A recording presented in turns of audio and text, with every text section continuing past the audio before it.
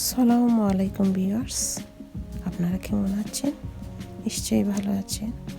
এখন আমি আপনাদের জন্য দুটি ডেজার্ট রেসিপি নিয়ে আসছি। আপনাদের কেমন লাগে জানাবেন। তাহলে শুরু করছি। এই ডেজার্টের জন্য যা যা উপকরণ লাগবে তা হচ্ছে এখানে সাগুদানা, আগার আগার পাউডার এবং কর্নফ্লাওয়ার, আর সাথে সুগার আর ফুড কালার থাকবে। এই 4টা উপকরণ দিয়ে আমি ডেজার্টটা শুরু করি। আমি এইখানে একটি পাত্রে একটু পানি নিলাম, পানিটা কুকারে বসিয়ে দিলাম এবং সাথে আগার আগার এইখানে 1 চামচের থেকে কম আগার আগার পাউডার পানির মধ্যে মিক্স করে নেব।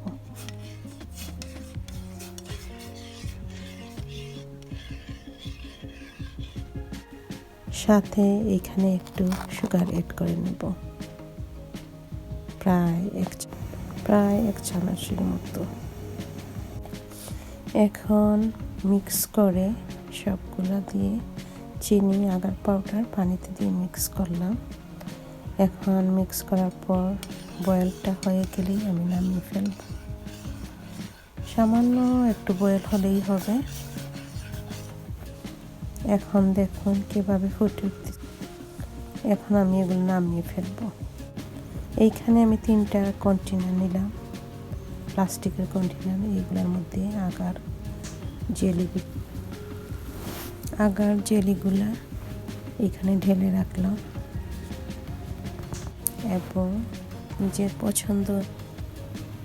পছন্দ অনুযায়ী কালার দিয়ে দিবেন। আমি এই কালারগুলি দিলাম, আমার ঘরে যা ছিল তাই। এইখানে আমি হলুদ কালার, লাল কালার এবং কমলা কালার ইউজ করলাম, যা আমার ঘরে ছিল তাই।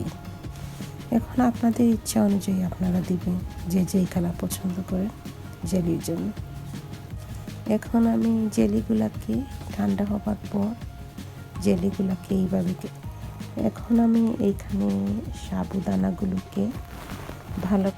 সাবুদানাকে ভালো করে সিদ্ধ করে নেব। এর জন্য আমি কুকারে গ্যাস অন করে সাবুদানাগুলো দিয়ে দিলাম। যখন সাবুদানাগুলো এইভাবে ফুটে উঠবে তখন আমি এগুলোকে নামিয়ে ফেলে ঠান্ডা পানি দিয়ে ধুয়ে নেব।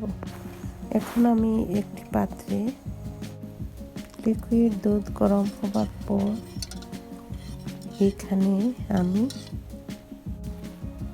আমি সাবুদানাগুলো ঢেলে দিলাম। ঢেলে দিয়ে অনবরত নাড়তে থাকবো। এদিকে আমি একটা কাপের মধ্যে কর্নফ্লাওয়ার ঢেলে নিলাম, প্রায় 4 চামচের মতো। এখন কর্নফ্লাওয়ারগুলোতে আমি ঠান্ডা পানি ঢেলে এভাবে আলাদা কাপে করে মিক্স করে নিচ্ছি। ভালো করে মিক্স করতে হবে। এখন আমি এই কর্নফ্লাওয়ারগুলো এই দুধের মধ্যে মিক্স করে নাড়তে নাড়তে যখন এভাবে ঘন হয়ে আসবে তখন নামিয়ে ফেলব। এখন আমি এইগুলাকে একটা গ্লাসের মধ্যে ঢেলে দিলাম।